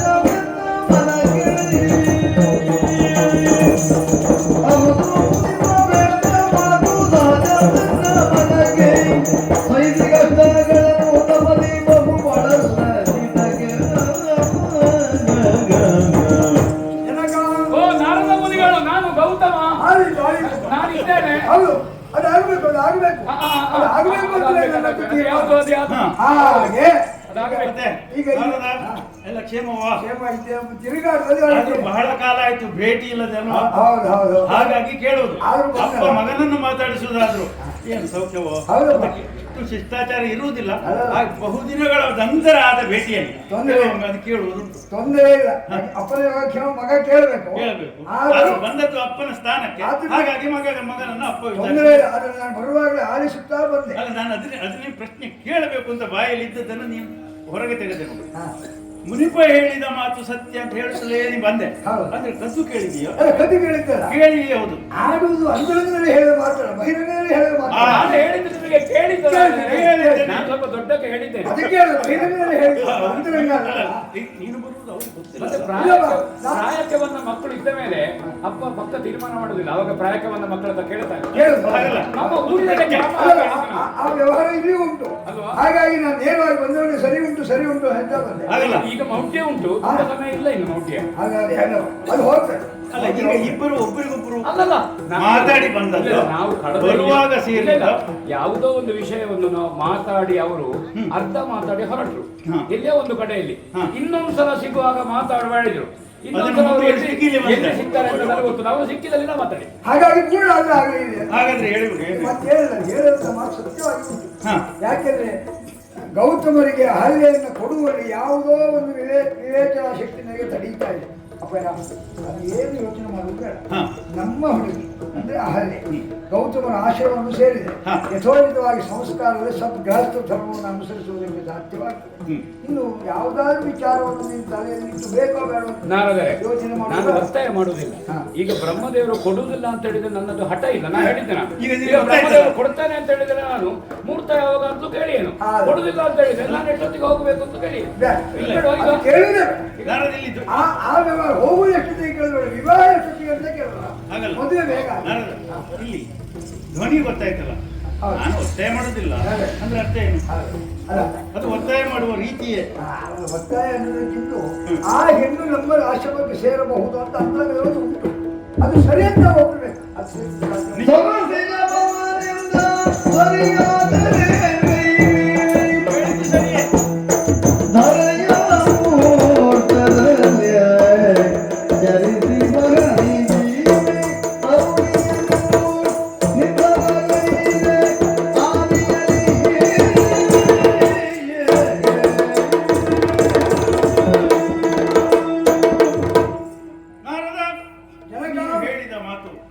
ಸತ್ಯವಾಗಿಯೇ ಇದೆ, ಶತಾಂಶ ಸತ್ಯ. ಆದರೆ ಈ ಆದರೆ ಅಂತ ಬಂದಲ್ಲಿ ಬಹುಶಃ ಆಗುವುದಿಲ್ಲ ಅಂತ ಭಾವನೆ ಬರ್ತದೆ. ಇಲ್ಲಿ ಹಾಗಲ್ಲ. ಇಲ್ಲಿ ಇರುವ ತೊಡಕನ್ನು ನಿವಾರಿಸುವುದು ಹೇಗೆ ಎಂಬುದಕ್ಕಾಗಿ ಆದರೆ ಅಂತ ಹೇಳಿದ್ದು ನಾನು. ಈಗ ನಿನಗೆ ಗೊತ್ತಿರಬಹುದು, ಏನು ಸುಮ್ಮನೆ ಅಹಲ್ಯೆಯನ್ನು ಸೃಜಿಸಿದ್ದಷ್ಟೇ ಅಲ್ಲದೆ ಅಹಲ್ಯೆಯನ್ನು ಎಂಥವರಿಗೆ ಕೊಡಬೇಕು ಎಂಬ ಕುರಿತಾಗಿ ಈಗಾಗಲೇ ನಾನು ಹಲವು ಬಾರಿ ಹಲವರಲ್ಲಿ ಹೇಳಿ ಆಯಿತು. ಹಾಗಾಗಿ ಮತ್ತೆ ಅದನ್ನು ವಿಶದೀಕರಿಸುವುದಕ್ಕೆ ಹೋಗುವುದಿಲ್ಲ. ವಿಷಯವನ್ನು ಮಾತ್ರ ಹೇಳಿಬಿಡ್ತೇನೆ. ನನ್ನ ಮಗಳು ಸಾಮಾನ್ಯರಂತೆ ಯಾರನ್ನೋ ಮದುವೆಯಾಗುವುದಲ್ಲ. ಒಬ್ಬ ಒಂದೇ ಮುಹೂರ್ತದಲ್ಲಿ ಗಿಳೆಯನ್ನು ಸುತ್ತುವರಿ ಅಂದರೆ ಭೂ ಪ್ರದಕ್ಷಿಣೆ ಮಾಡಿ ಬರ್ತಾನೆ. ಯಾರು ಮುಂಚಿತವಾಗಿ ಭೂ ಪ್ರದಕ್ಷಿಣೆ ಮಾಡಿ ಬರ್ತಾರೆ ಅವರಿಗೆ ನಾನು ಮಗಳನ್ನ ಕೊಡ್ತೇನೆ ಎಂಬುದಾಗಿ ಹೇಳಿದ್ದೇನೆ. ಹೀಗೆ ಹೇಳಿರುವುದರಿಂದ ಅದನ್ನ ಅವರು ಪೂರೈಸಿದರೆ ಆಗ ಇದಕ್ಕೆ ಅವರು ಅರ್ಹರಾಗ್ತಾರೆ. ಯಾಕಂದ್ರೆ ಇದು ಮೊದಲ ಬಾರಿ ಅಲ್ಲ, ಮೊದಲು ಇಂದ್ರ ಬಂದಿದ್ದ. ಆ ಇಂದ್ರನಿಗೆ, ದೇವೇಂದ್ರನಿಗೆ ಇಷ್ಟು ಹೇಳಿದ್ದೇನೆ. ಹಾಗೆ ಒಂದು ಹುಟ್ಟಿನಲ್ಲಿ ಹೇಳಿದ ಇಂದ್ರನೇ ಪ್ರದಕ್ಷಿಣೆ ಮಾಡಿ ಇಲ್ಲಿಗೆ ಬಂದ ಅಂತಂದ್ರೆ ಒಂದು ದೃಷ್ಟಿಯಲ್ಲಿ ಯೋಚನೆ ಮಾಡಿ ಎರಡನೇ ಮದುವೆ ಅದು. ಹಾಗೆ ನೀನು ಹೇಳು. ಅಲ್ಲ ಗೊತ್ತಾಯ್ತು. ಅವನಿಗೆ ಎರಡನೇ ಸಂಬಂಧ. ಅವನಿಗೆ ಈಗ ಇಲ್ಲಿ ಪೃಥ್ವಿಯನ್ನು ಒಂದು ಮುಹೂರ್ತದಲ್ಲಿ ಸುತ್ತಿ ಬರುವುದಕ್ಕೆ ಗೌತಮರಲ್ಲಿ ಸಾಧ್ಯವಾಗುವ ನಿನ್ನ ಪ್ರಶ್ನೆಗೆ ಉತ್ತರ ಅವರೇ ಕೊಡಲಿಕ್ಕೆ. ಅಲ್ಲ, ಒಂದು ವಿಚಾರ ಏನು ಅಂದ್ರೆ ಶ್ರೀದಶಾತಿ ರೋಗಿ ಬಪ್ಪ ಮೊದಲಾಗಿ ಶ್ರೀದಶಾತಿ ರೋಗಿ ಬಪ್ಪ ಮೊದಲಾಗಿ ಪಣವನಿ ಒದಗಿ ನಡೆದಿರ ಪಣವನಿ ಒದಗಿ ನಡೆದಿರ ಪದುಮಾನೆ ಪ್ರಯನಿಲೆ ಇದು ಸಿದ್ಧಯನಲಾದ ಪದುಮಾನೆ ಪ್ರಯನಿಲೆ ಇದು ಸಿದ್ಧಯನಲಾದ ಮುದವತಾಡಿ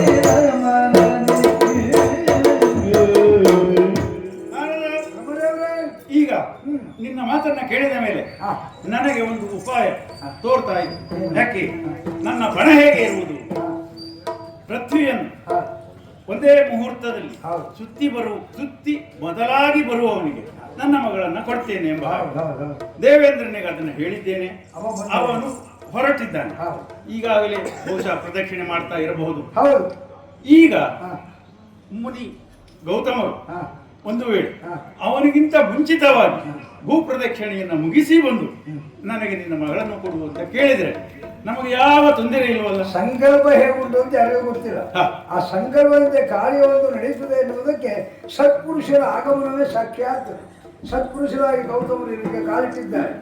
ಈ ನಿಬಂಧನೆ ಉಂಟಲ್ಲ, ಇದಕ್ಕೆ ಪ್ರತಿಯಾಗಿ ಉತ್ತರವನ್ನು ಕೊಡಲಿಕ್ಕಿದ್ದಾರೆ. ಅವರು ಬಂದಾಗಲೇ ನಾನೊಂದು ಮಾತು ಹೇಳಿದೆ. ನಿಮ್ಮಂಥವರು ಇಷ್ಟ ಬಂದ್ರೆ ಒಂದು ವಿಶೇಷವಾದದ್ದೇನೋ ಉದ್ಯೋಗಿಸಕ್ಕೆ ಉಂಟು. ಅಲ್ಲ, ನೀವು ನಾವು ಒಮ್ಮೆ ಇಲ್ಲಿ ಸೇರಿದ್ದೇವೆ ಅಂತಾದ್ರೆ ಏನಾದರೂ ಮಹತ್ವದ ಘಟನೆ ನಡೀಲಿಕ್ಕಿದೆ ಏನೋ ಅಂತ ನಾನು ಅಂದಿದ್ದೆ. ಈಗ ಅದನ್ನೇ ನೀವು ಸರಿಯಾದ ವ್ಯವಸ್ಥೆ ಉಂಟಲ್ಲ.